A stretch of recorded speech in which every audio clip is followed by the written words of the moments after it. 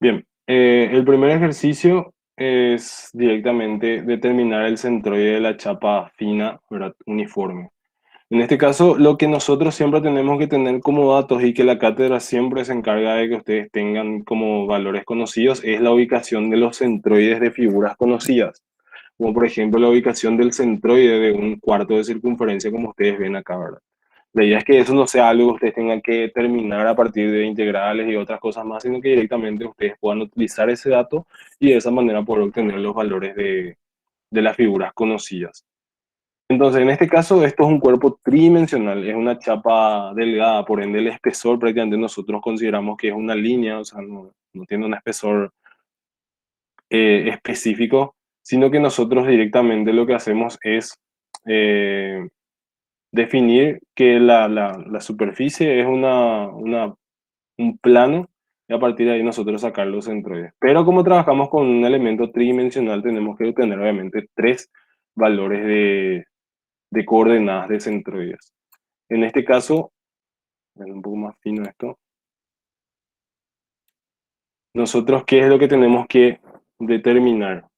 Tenemos que determinar el centroide de cada una de las figuras porque así como está, obviamente nosotros no podemos saber directamente. Pero nosotros aplicamos esta condición.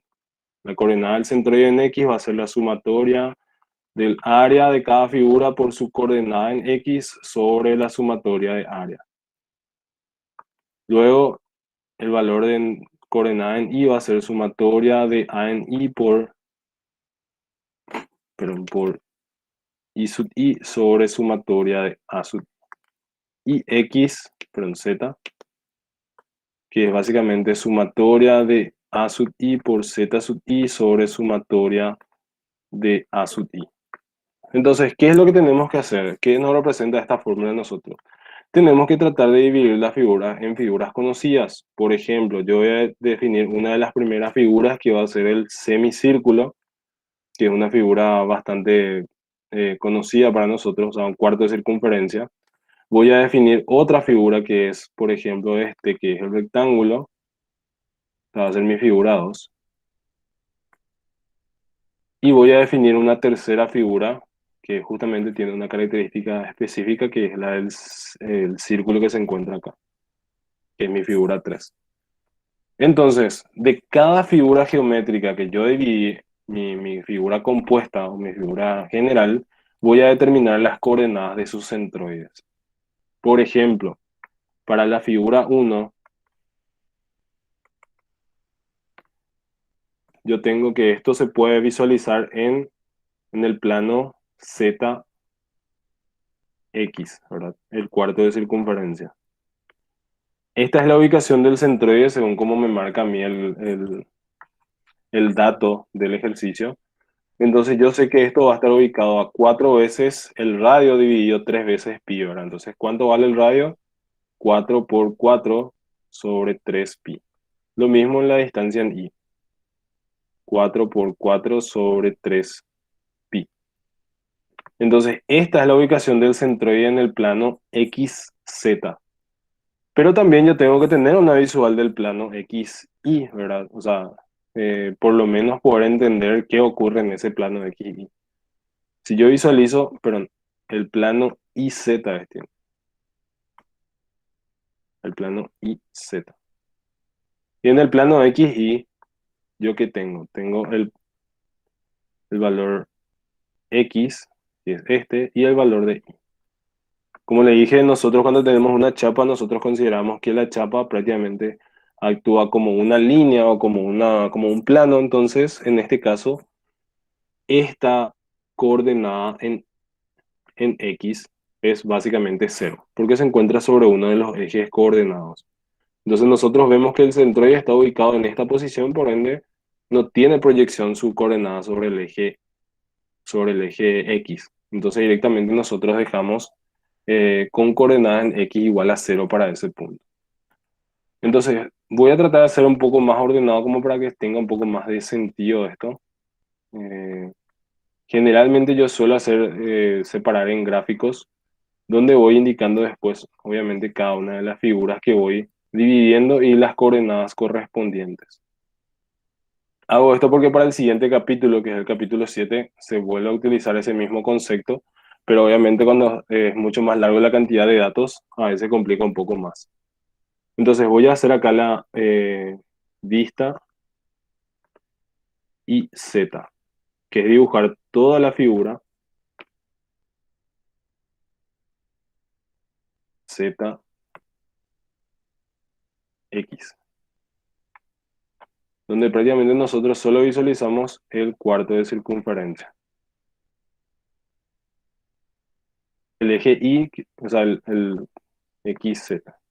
El eje X es prácticamente un punto para nosotros. Luego tenemos la vista XY, donde nosotros tenemos el eje X, tenemos el eje Y, y nosotros vemos acá el rectángulo y vemos la circunferencia, que está ubicado en el centro. Y después obviamente tenemos la vista XZ, pero prácticamente en esa vista nosotros no visualizamos nada, porque como son láminas delgadas, nosotros acá tenemos XZ y no visualizamos específicamente ningún valor o ninguna figura geométrica. Entonces, en esos casos, nosotros podemos dejar la vista, pero hasta ahí. Entonces, ¿qué es lo que nosotros hacemos? Vamos a dividir esto en tres figuras. Figura uno, 2, 3.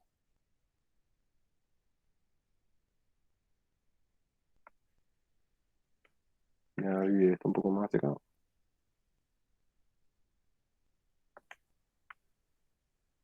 La figura uno era el cuarto de circunferencia. La figura 2 era el rectángulo, que depende obviamente de los ejes donde están ubicados. Y la figura 3 era la circunferencia chiquitita. Entonces, de cada figura yo voy a determinar las tres coordenadas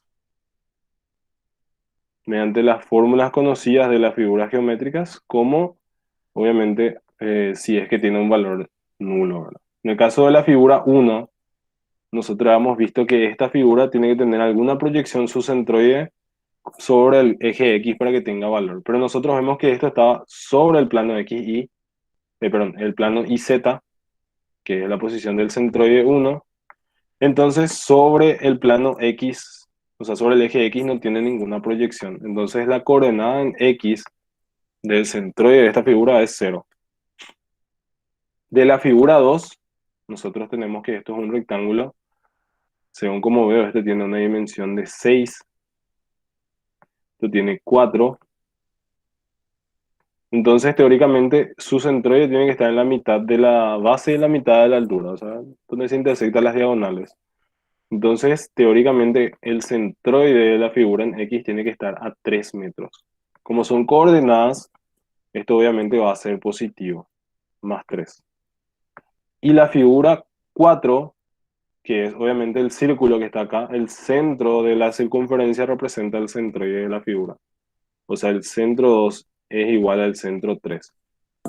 Entonces acá también va a ser igual a 3. Voy a quitarle el más para que no confunda. Eso serían coordenadas X. En coordenadas en Y, tengo que hacer lo mismo. La figura uno sí tiene proyección, o sea, sí tiene una vista en el plano X, y obviamente este valor de acá tiene una fórmula que es 4 veces el valor del radio sobre 3 veces pi. Entonces, en este caso, nosotros vamos a determinar el valor de fx, que es, en este caso, 4 por 4, que es el radio, dividido 3 veces pi. En este caso sería entonces 4 por 4 sobre 3 pi. Entonces en este caso sería 1,697. En el caso de la figura del rectángulo, tenemos que esta dimensión es 4, entonces su centroide va a tener proyección a una distancia de 2. Entonces va a ser 2 la coordenada en y. Y la coordenada de la figura 3 también va a ser 2. A ver, me falta una línea más, que es esta. En el caso de z, nosotros tenemos que la figura 1 también tiene la característica que la coordenada, o sea, la coordenada en z es igual a la coordenada en y. Es decir, va a ser 4 veces el radio sobre 3pi. O sea que va a ser básicamente el mismo valor que tenemos acá. Todo en positivo. 4 por el radio sobre 3pi. 1,698. En el caso de la coordenada z de las dos figuras que nosotros tenemos acá, nosotros vemos que estos están directamente sobre el plano x y. O sea, pertenecen al plano x y. Entonces las coordenadas en z van a ser 0 para ambos. Esto es lo principal, ¿verdad? Conocer las coordenadas de las figuras que nosotros vamos dividiendo. Lo segundo que nosotros tenemos que sacar o obtener es el valor del área de la figura. Y acá nosotros dividimos en dos características de áreas. Áreas que se van a sumar y áreas que se van a restar.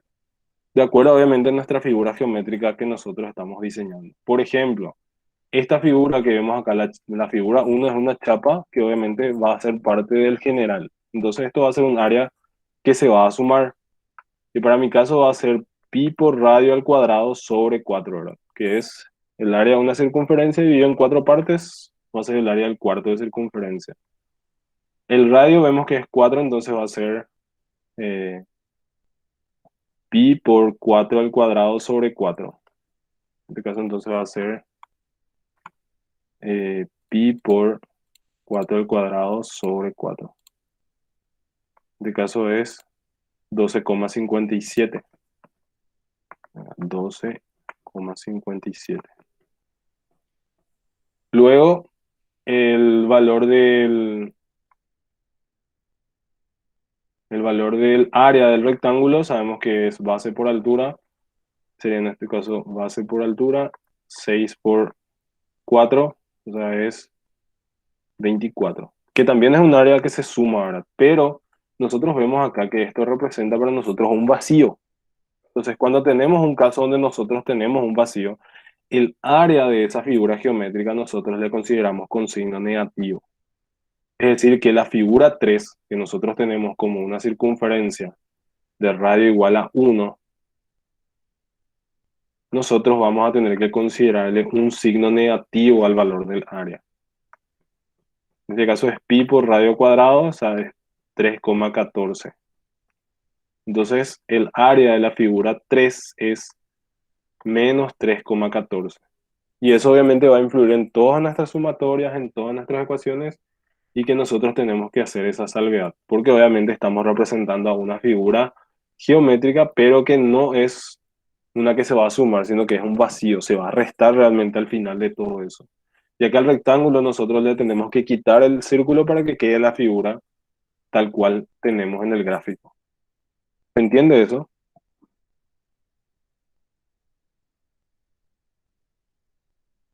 Sí, se entiende. Ok. Entonces, una vez que tenemos todos estos valores, ahí ya es bastante sencillo de poder realizar el cálculo. Bueno, ellos si hacen de manera ordenada es bastante rápido, porque acá nosotros agregamos tres columnas más y el primer valor que nosotros vamos a sacar va a ser la sumatoria de áreas, es decir, sumatoria de A sub i. Con los signos que nosotros tengamos acá. Acá nosotros vamos a sumar todas las filas que tengamos y eso va a representar la sumatoria de áreas, que es el denominador común para todas las fórmulas que nosotros tenemos. 12,57 más 24 menos 3,14. 23,43. Este valor de sumatoria de A sub i es el valor del denominador para las tres coordenadas que nosotros queremos obtener. Y el siguiente paso es obtener entonces x sub i por A sub i, obtener después el valor de i sub i por A sub i, y tener el valor de z sub i por a sub i. ¿Y qué es lo que hacemos nosotros? Multiplicar. Para el caso de x sub i por a sub i, multiplicamos la coordenada en x, que es este, por el área de cada figura geométrica por línea. Entonces acá, por ejemplo, 0 por 12,57 es 0, 3 por 24, 3 por 24, 72. Son los signos que tengan. 3 por menos 3,14, menos 9,42. Y sumamos toda esa columna otra vez. Entonces, esta sumatoria representa para mí sumatoria de x sub i por a sub i. En este caso sería entonces 72 menos 9,42. 62,58. Entonces, determinar la coordenada en x es sumatoria de x sub i por a sub i sobre sumatoria de a sub i. 62,58 sobre 33,43. Entonces la coordenada en x de la figura geométrica que nosotros tenemos, 62,58 sobre 33,43. 1,87 metros. Si mal no recuerdo era metros. Sí. Entonces ese mismo procedimiento se repite para todas las columnas siguientes. Por ejemplo, 1,698 por 12,57. 21,34. Este 21,34 va a ser para este valor como para este valor. Luego acá tenemos 72 por 2, 144. Acá es 0. Y después tenemos acá menos 6,28 y 0. Hago la sumatoria de cada columna. Acá, por ejemplo, sale 21,34 y acá sale 21,34 más 144 menos 6,28. 159,06. Saco la i media, o sea, la coordenada del centroide, sumatoria de i sub i por a sub i sobre sumatoria de área, 159,06 sobre 33,43. Dividido 33,43, 4,76. Y en el caso de z, sumatoria de a sub i por z sub i sobre sumatoria de a sub i. 21,34 sobre 33,43. 21,34 sobre 33,43. 0,64 metros. Entonces, eso es lo que nosotros hacemos generalmente para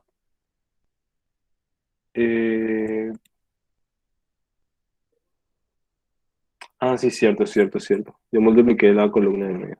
Este tiene que ser 48. Gracias. Porque es 24 por 2 no. Entonces, acá donde cambia. 48 más 21,34 menos 6,28. 63,06.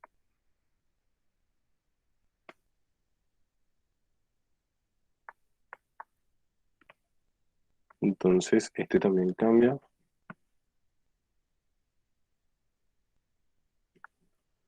Dividido 33,43, 189, 1,89.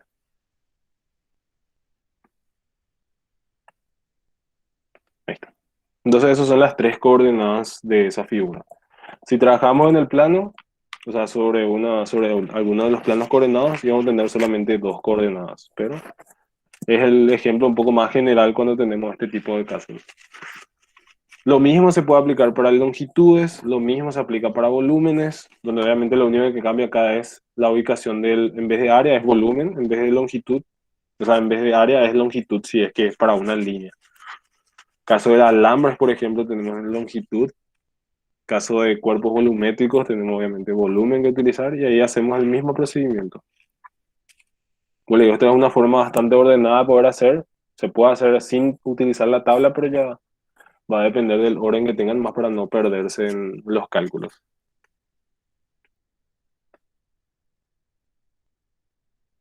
¿Se entiende? ¿Alguna consulta?